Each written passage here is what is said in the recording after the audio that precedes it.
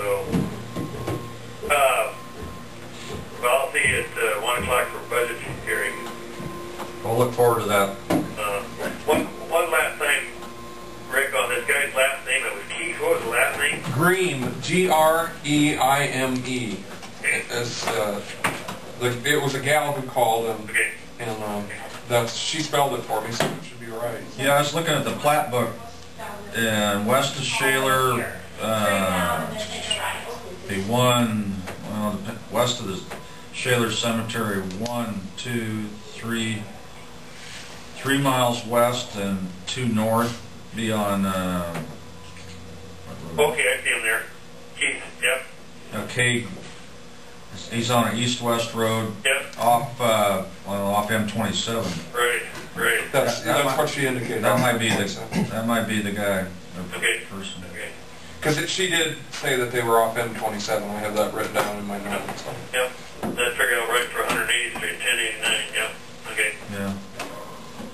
Ronnie, we had an insurance meeting at 8 o'clock, and Ronnie Long was there representing roads.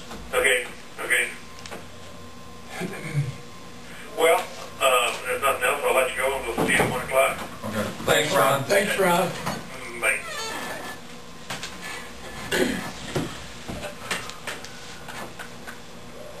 Well, you know, I agree on that rotary blower thing. If we can hire, you know, well, like Randy dropped, the tractor's a $250,000 tractor, and the snow blower, I told you it was $18,000. If you can hire somebody to use that on the year and get them when you need them, you know, that's. Yeah, because I mean, the demand. This is an extraordinary year. Most often, A lot of you don't don't even use them, and if we can contract with somebody. Mike has hired probably more part-time help these last 2 storms than ever to run payloaders or hire and custom. Does that qualify for funding if that part-time help if get declared? The problem with the declaration is I think you get a 48-hour period. So you got to concentrate your effort in that 48-hour period. If we need to have somebody blow to widen, you probably don't get it done in the 48-hour period. So if you're able to concentrate it, yeah, it would be eligible if you're declared. If it's any time outside that 48-hour window, you're on your own. That hasn't happened yet either. We haven't been declared. It didn't happen. Not that I've seen. Not yet. I think you guys don't know. Well, our last contact with our EMA director was that it was pretty positive that we were going to be declared, but I haven't heard the confirmation I either. haven't seen anything.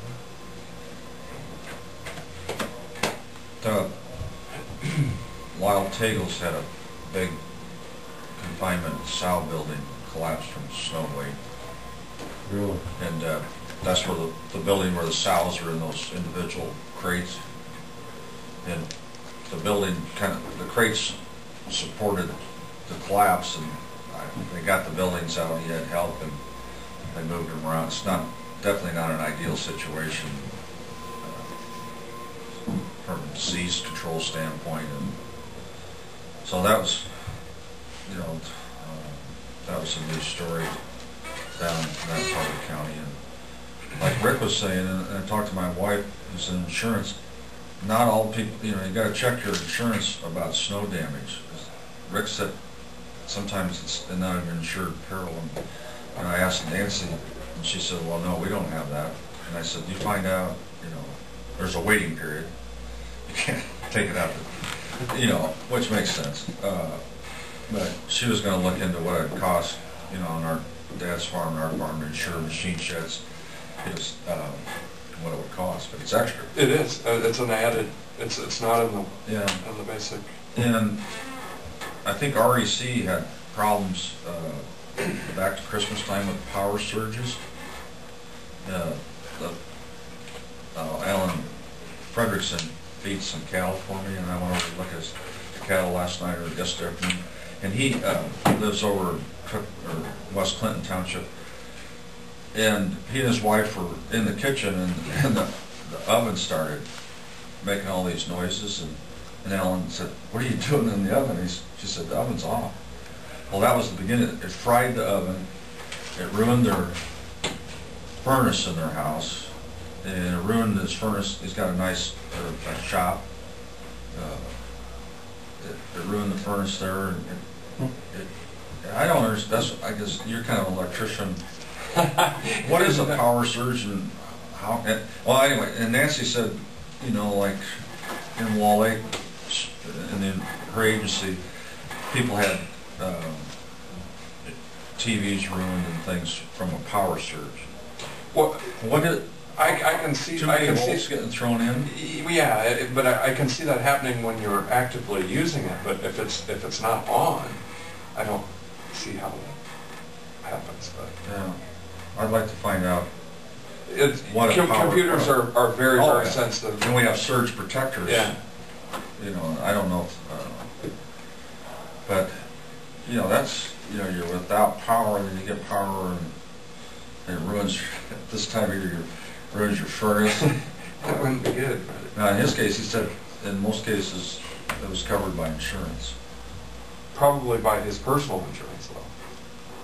Yeah, not through the. Yeah.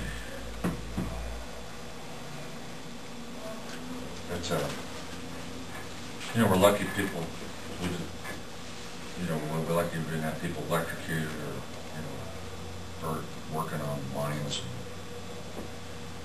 Well, a lot of the individuals who have their own generating capability, you know, that's always a concern, you know, to get that done properly and be sure that you got the line shut off. And yeah, I went to pull. I've got a disconnect that's up on top of the pole, and there's an aluminum rod that comes down, and I pulled it to shut it off, turn the generator on, and before I get the generator working, the lights came back on. And you know, I just assumed it severed the connection, and you know, you throw the generator on and you're feeding it into the grid. What the utility guys worry about is that happening when they're working on the lines. Yeah. I remember years ago, surprise. we had 2 ice storms in the fall of, I don't know when it was, 87, 88, you know, when the big power lines went down.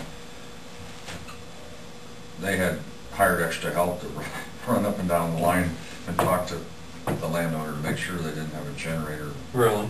I don't know why they couldn't maybe disconnect it or something.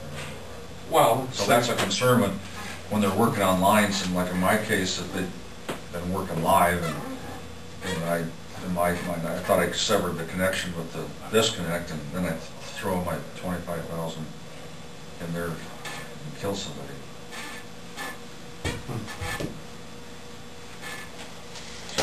Well, make a motion to adjourn. I second the motion. Come out of recess first. Oh, he already did that. We're adjourned.